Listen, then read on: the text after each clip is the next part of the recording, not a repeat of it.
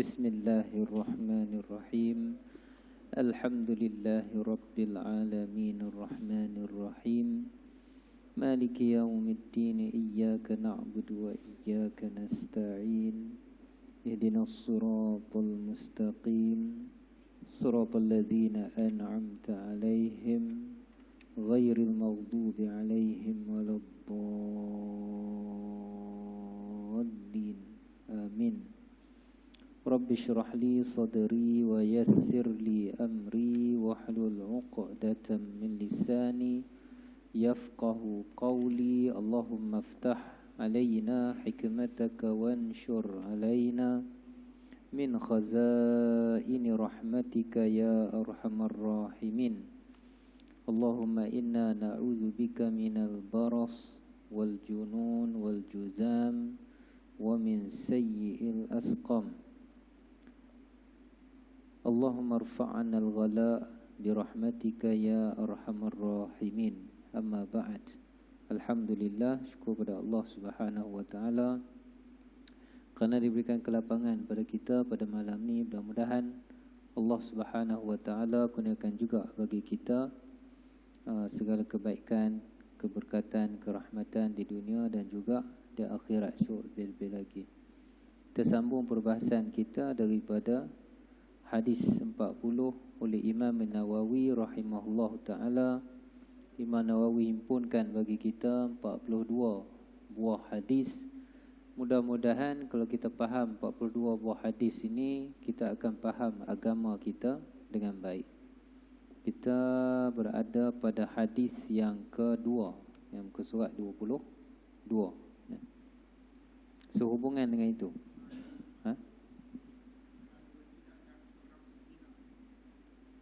hadis tu.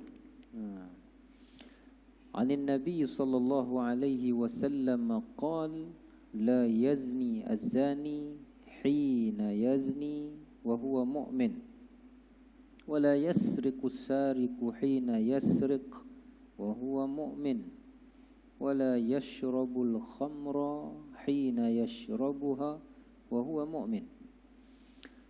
Dikata Nabi SAW, tidaklah seorang penzina itu berzina ketika mana dia berzina dia adalah seorang mukmin. Tidaklah seorang pencuri itu mencuri ketika mana dia mencuri dia adalah seorang mukmin. Tidaklah seorang yang minum arak ketika mana dia meminumnya dia adalah seorang mukmin.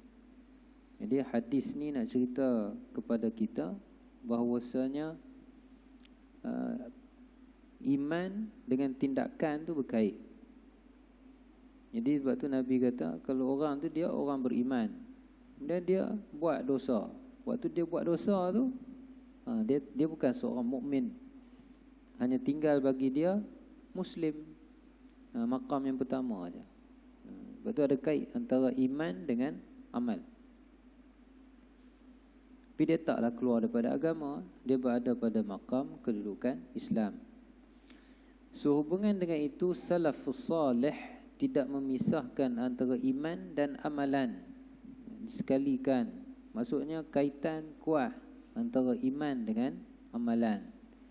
Macam kita sebut dulu, kalau kita nak tengok antara mana iman kita, maka kita tengok pada amalan kita. Tapi dia taklah absolute. Kan, tak semesti orang tu dia kuat ibadat makna iman dia tinggi. Mungkin amalan dia tu niat tak betul, cara tak betul, tak juga. Tapi antara cara kaedah kita boleh nak ukur iman kita berdasarkan amalan kita. Antara mana kita boleh semayang, boleh ukur iman kita. Habis semayang isyak lagi kan, kita nak bangun dah semayang 2 rakaat ba'diyah. Kalau bangun, adakah bangun tu sungguh-sungguh kerana nak semayang ke kerana malu? Tu pun ada memberikan kita panggil indikasi. Dia menunjukkan kepada iman kita. Sujud kita, berapa lama boleh sujud bila kita sujud?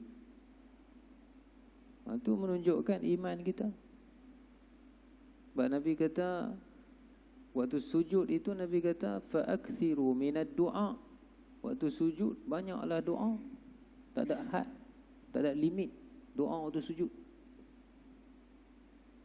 Tara mana kita boleh sujud? Tu amalan kan. Berapa lama amalan sujud kita tu, itu boleh nunjuk kepada tara mana iman kita. Iman kita dah sampai tahap apa? Muhsin ke, ihsan ke tak? Gitu kan.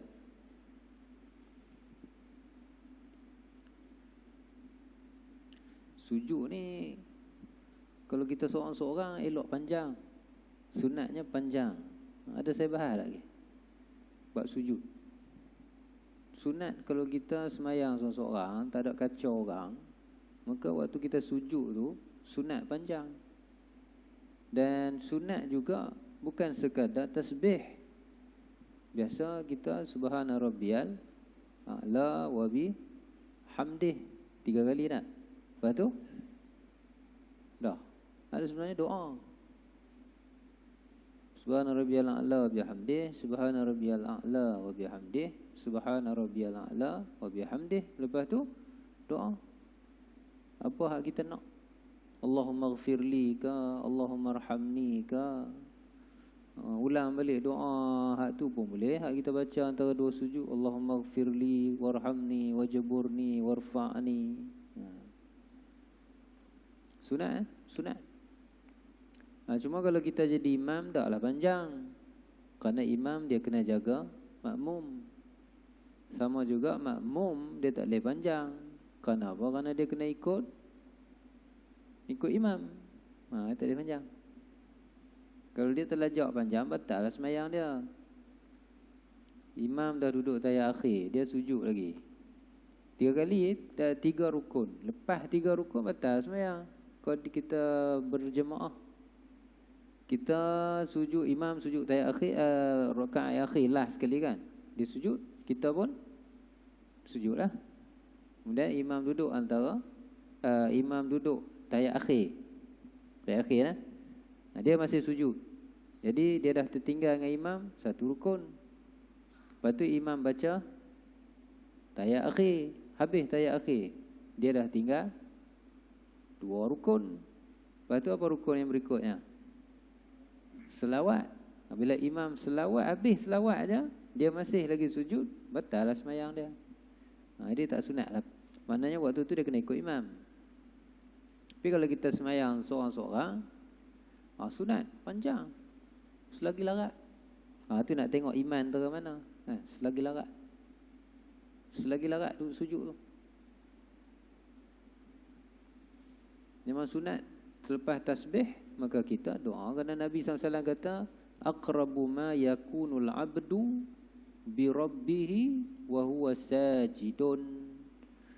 Sepaling dekat seorang hamba dengan Tuhan dia, paling dekat. Kita duk faham semayang lah paling dekat kan. Semayang tu kira dekat lah kita dengan Tuhan. Kita communicate dengan Tuhan. Betul dah, semayang tu dekat. Tapi yang paling dekat lagi, wa huwa sajidun. Ketika mana keadaan dia itu tengah sujud. Itu paling dekat. Jadi kemudian Nabi SAW kata, fa'akthiru minad doa.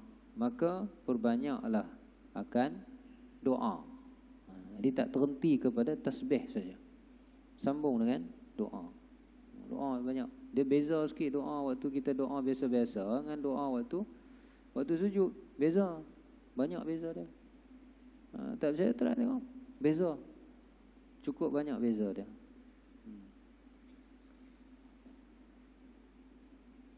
Sebab tu sujud ni kita jangan tunggu. Kalau kita mari lewat pun, kita mari lewat masbuk, imam tengah sujud, tak payahlah bersenam. Angkat takbir, turun sujud. Kerana nak dapatkan fadilat tadi ni. Paling rapat kita dengan Tuhan waktu sujud. Tapi rakaat tak dapat lah. Tak kira lah rakaat. Rakaat dapat bila kita bersama dengan imam waktu rokok. Dapat subhanallah bersama dengan imam rokok, dapatlah rakaat. Tapi waktu sujud tak dapat. Cuma jangan tinggal fadilat tu. Tak payah tunggu imam naik, berdiri tegak baru kita angkat takbir. Tak. Kalau kita masbuk, angkat waktu imam tengah sujud, kita angkat takbir terus turun sujud ikut imam. Kerana waktu tu yang paling rapat kita dengan Allah Subhanahu wa taala. Sujud ni penting. Tapi itulah cara kena betul lah. Dengan cara tak betul. Cara tak betul dia rosak agak macam tadilah. Apa jadi makmum. Dia tak boleh panjang, dia kena ikut imam. Innama ju'ilal imamu liyutamma bih. Dijadikan imam tu untuk diikuti. Jadi kalau kita tak ikut dia, batal lah sembahyang. Ni cara sujud pun kena betul agak. Satu yang sujud yang biasa orang juga tersilap, kadang-kadang tersilap, iaitu bila dia sengaja-sengaja membaca ayat sajadah dalam sembahyang untuk dia sujud. Itu hanya boleh hari Jumaat subuh sahaja. Khusus Jumaat subuh mazhab kita lah. Subuh saja. Mana dia baca, kan kita ada banyak ayat sajadah, kan? Wasjud waqtarib, sujud juga. Banyak gila ayat-ayat lain sejadah ni. Berbelah-belah. Jadi kalau hari waktu subuh tu kita baca sajadah tu, tu saja yang boleh secara kita ini dengan sengaja berniat nak sujud. Kita baca ayat sajadah tu. Kalau dalam waktu-waktu lain tak boleh. Niat nak sujud tu tak boleh. Tapi kalau kita baca, tengok baca kena ayat sajadah yang kena sujud. Sujud tak apalah, tak ada niat. Tapi kalau niat asal nak sujud, tak boleh. Kerana dalam pandangan mazhab kita, itu dianggap sebagai menambah akan rukun. Habis itu pasal hari Jumaat subuh boleh? Kerana diriwayat daripada Nabi. Nabi buat. Subuh memang Nabi buat. Subuh Jumaat memang Nabi baca surah sajadah. Maka boleh. Jadi sujud ni paling rapat kita dengan Tuhan. Tapi kena pastikanlah betul cara. Tak betul, jadi bid'ah lah. Bid'ah hak rosak. Sama juga sujud syukur. Sujud syukur bukan tiap-tiap hari kita buat. Sujud syukur ni, sujud syukur dibuat apabila nikmat. Syukur nikmat lah. Nikmat tu besar, satu. Yang kedua, nikmat tu jarang-jarang dapat. Lah kita sujud syukur. Ni setengah orang tiap-tiap hari sujud syukur. Nak macam mana saya banyak nikmat dapat? Memanglah saya pun banyak nikmat dapat. Nabi pun banyak nikmat dapat. Tapi Nabi SAW tidaklah sujud setiap hari, sujud syukur dah. Sujud syukur tu bila? Apabila dapat nikmat besar. Dan bukan atau dan. Mana nikmat besar tu pula jarang-jarang dapat. Jarang-jarang dapat. Islam, iman dengan Islam nikmat paling besar lah. Tapi memang duk ada kat kita. Itu tak sunat untuk kita sujud. Mungkin kali pertama dia masuk Islam, itu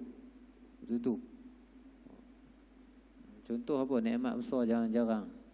Dapat anak besar jarang-jarang. Bukan tiap-tiap bulan dapat anak, 9 bulan sekali. Orang dapat anak kan besar nikmat. Tak kena banjir. Boleh. Boleh. Jarang-jarang ke tiap-tiap memang selalu banjir lah.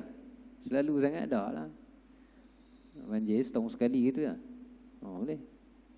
Kita tak kena lepas kita daripada bala. Boleh. Terlepas daripada banjir. Orang lain kena, kita tak kena. Jadi nikmat tu besar.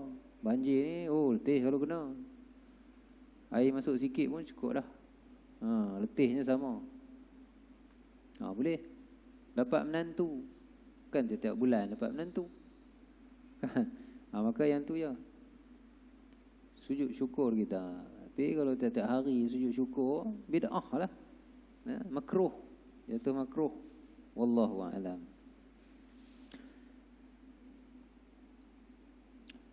Kataba Umar ibn Abdul Aziz ila ahli al-Amsar. Ini Umar bin Abdul Aziz radhiyallahu anhu telah menitahkan kepada segenap rantau Islam.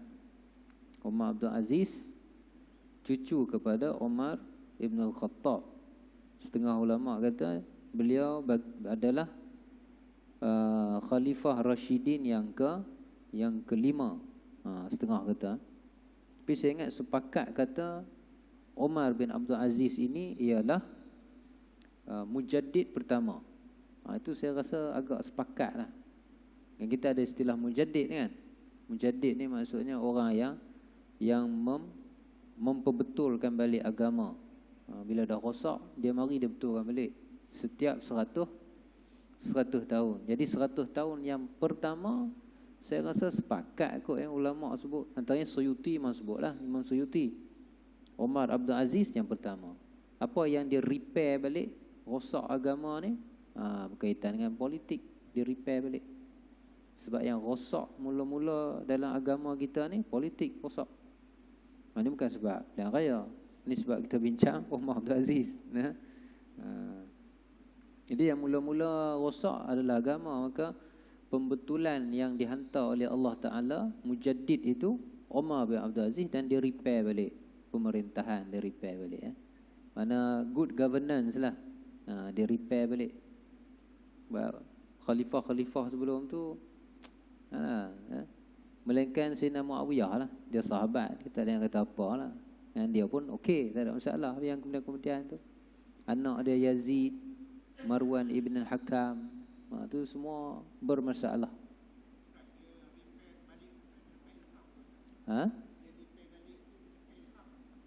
Macam-macam lah boleh dapat. Ilham lah paling tinggi. Macam-macam Allah bagi Umar Abdul Aziz. Mana petunjuk daripada Allah juga lah kan. Dia perbetulkan balik. Contohnya khalifah sebelum tu, orang kata apa, kita panggil apa ni, guna harta negara ni sewenang-wenang. Siapa dia? Marwan ibn Hakam, kalau tak silap. Ada seorang penyair, mari syair, sedap. Penyair. Penyair, zaman tu penyair ni top lah. Kan, sebab dia bercakap tu orang dengar. Dia syair tu orang dengar, mempengaruhi orang. Jadi dia syair sedap, puji. Bila sedap dengar apa Marwan bin Hakam kata, silakan pergi ke perbendaharaan negara, ambil apa nak. Macam tu. Rosaklah negara kalau macam tu. Jadi Umar bin Abdul Aziz, dia mari, dia buang habis. Mewah-mewah ni tak ada. Dia tolak. Bermewah-mewah ni dia tolak. Jadi dia repair balik. Maka tu antara kelebihan Umar bin Abdul Aziz. Dan lebih dia, saya selalu ulang, dia repair balik tu negara tu tak sampai, dia memerintah 2 tahun itu je, 2 tahun lebih sikit je. 2 tahun lebih, 2 tahun beberapa bulan. Jadi sepanjang dia memerintah tu, maknanya belum cukup 2 tahun lebih tu, maknanya dalam tempoh 2 tahun lah, setahun lebih tu je, dia dah boleh betulkan balik negara yang rosak. Jadi sebenarnya kita tak perlu masa lama kalau nak repair negara, sat aja. Sekejap aja.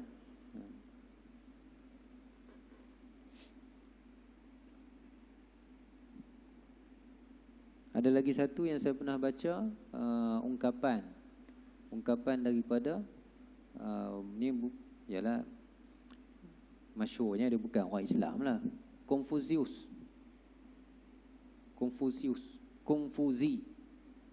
Cina. Ada setengah orang kata dia Nabi, setengah orang, tapi tak ada lah dalil yang kuat. Dalil umum adalah kan, dalil umum dalam Quran pun ada.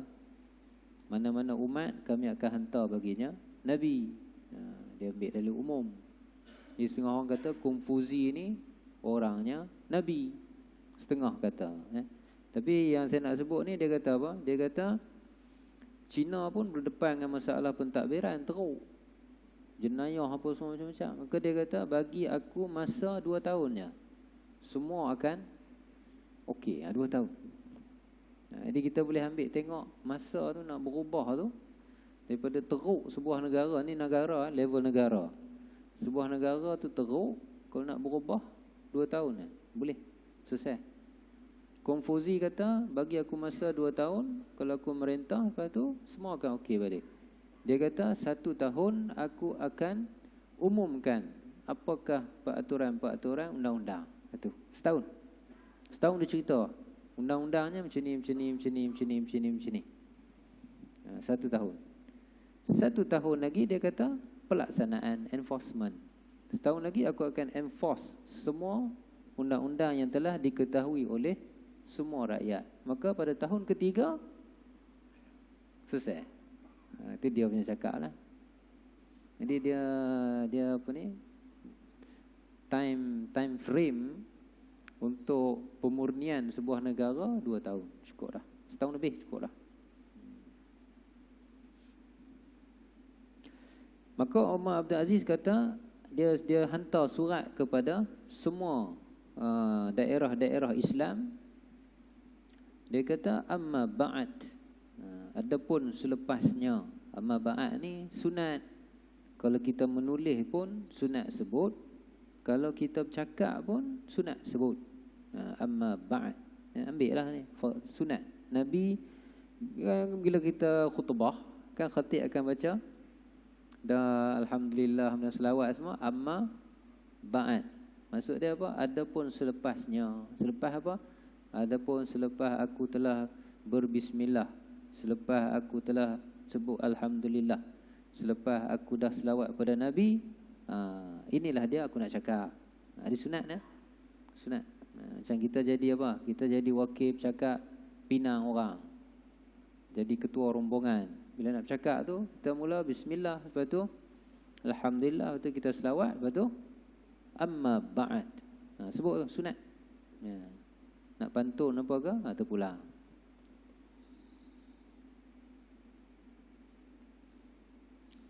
Agak-agak kalau pantun boleh pahala lah.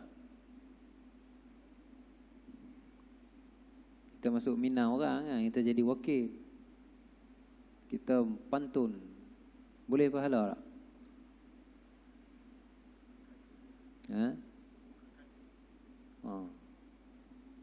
Sekarang tak ada dah pantun-pantun.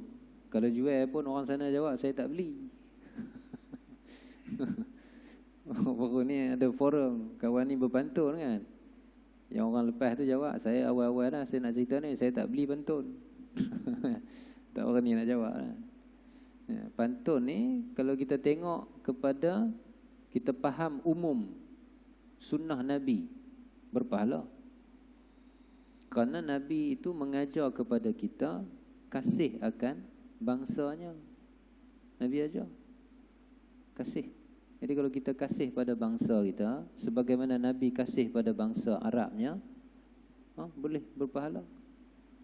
Wallahu a'lam. Tapi jangan kasih bangsa sendiri sampai menzalimi orang lain, tak boleh lah, itu haram lah. Budi yang baik dikenang jua. Itu apa? Itu gunung Daik bercabang 3.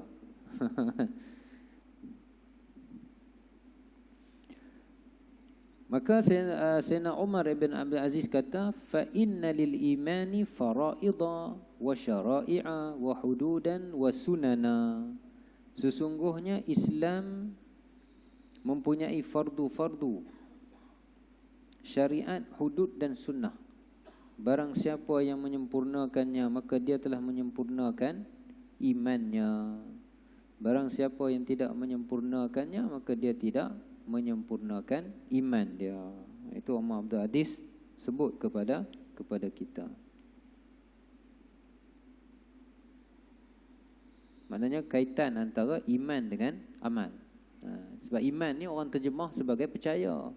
Jadi setengah orang dia ingat percaya tu sini aja, tak perlu amal. Itu salah. Iman walaupun makna dia percaya, tapi tak boleh nak pisah dengan amalan.